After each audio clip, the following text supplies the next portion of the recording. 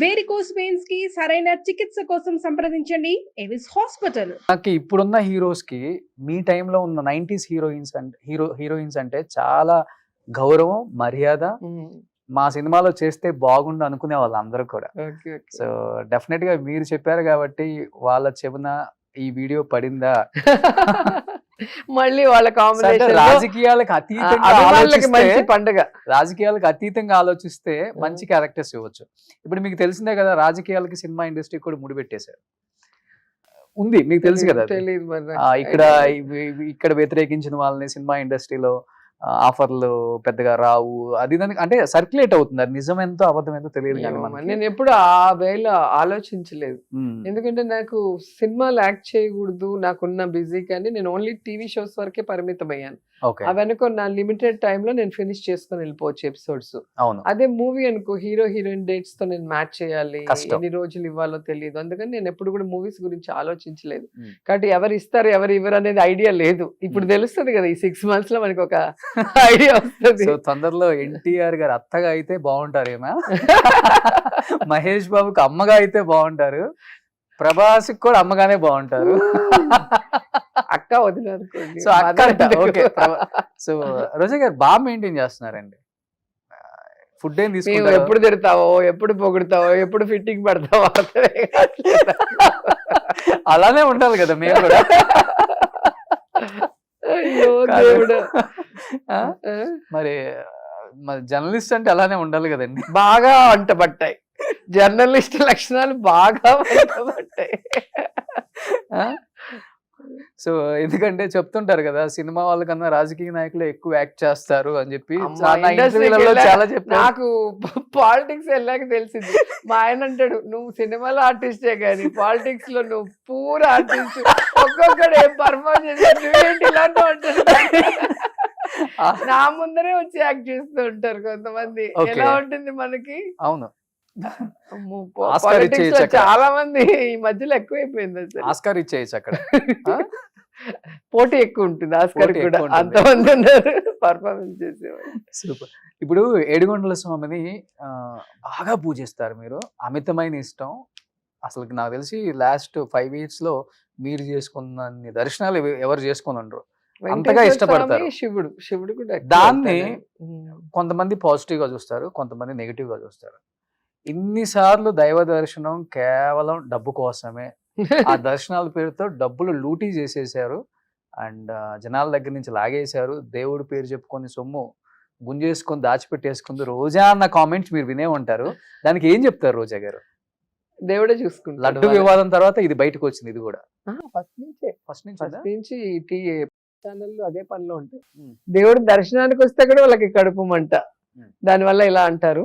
కానీ నేను ఒకటే చెప్పగలను, ఎవరైనా దేవుడి సొమ్ము తింటే దేవుడు చూస్తాడు వాళ్ళు. ఎవరు కూడా దేవుడిని మోసం చేయలేరు కదా. అట్లాగే ఒక ఆడపిల్లని అన్యాయంగా మాట్లాడితే కూడా దేవుడు వాళ్ళని చూసుకుంటాడు. అయినా కూడా సినిమా ఇది బ్లాక్ లో సినిమా టికెట్లు అమ్ముకున్నట్టు కొండ మీద టికెట్లు ఎవరైనా అమ్ముకుంటారా? వీటినే నీచంగా చూస్తాం, ఇంకా దేవుడి దగ్గర ఉన్నది. కాబట్టి ఒక మనిషిని బ్యాడ్ చేయడానికి ఏం చెప్పాలో కూడా అర్థం కాని పరిస్థితిలో నా శత్రువులు ఉన్నారు.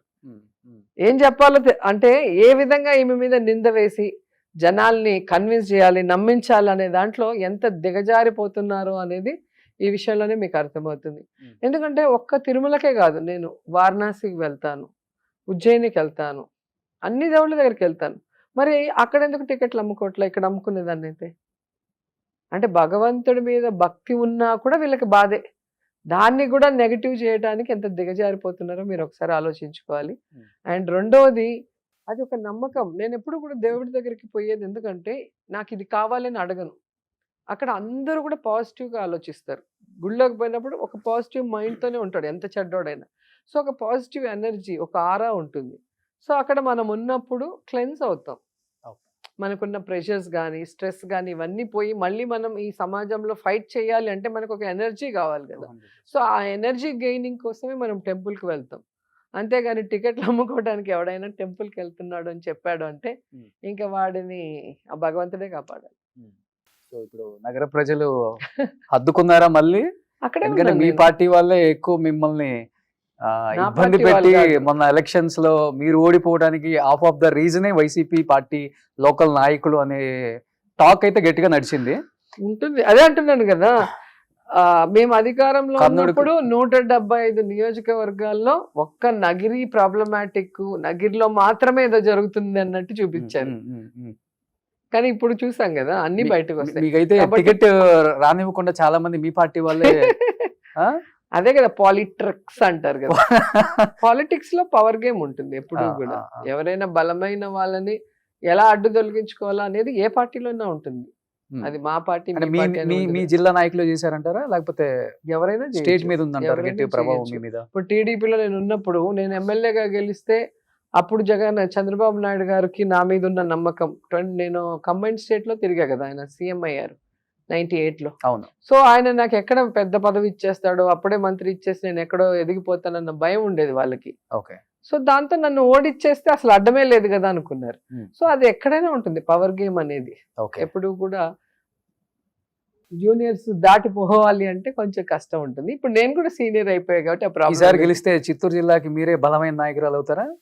అట్లెందుకు, చాలా మంది ఉన్నారు సీనియర్ నాయకులు. ఎవరున్నారు? పెద్దిరెడ్డి గారు ఒక్కలే కదా? పెద్దిరెడ్డి గారు ఉన్నారు, నారాయణ స్వామి గారు ఉన్నారు, కరుణాకర్ రెడ్డి గారు ఉన్నారు.